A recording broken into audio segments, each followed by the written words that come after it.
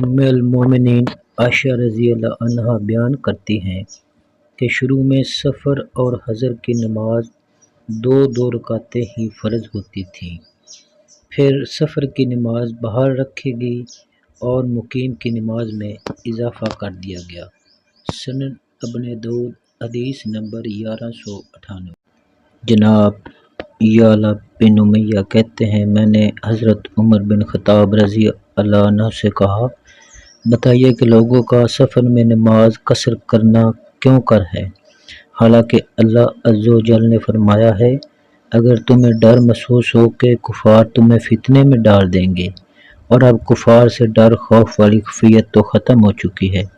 انہوں نے جواب دیا کہ مجھے بھی یہی تعجب ہوا تھا جو تمہیں ہوا ہے، پس میں نے یہ بات رسول اللہ صلی اللہ علیہ وسلم سے عرض کی تھی۔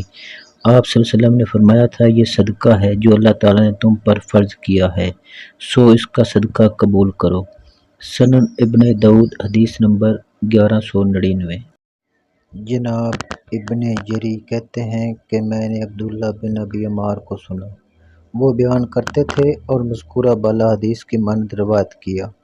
امام ابو داؤد رحمۃ اللہ نے کہا کہ ابو عاصم اور عماد بن مسعدہ نے بھی ابن بکر کی مانند روایت کیا ہے۔ سنن ابن داؤد حدیث نمبر 1200۔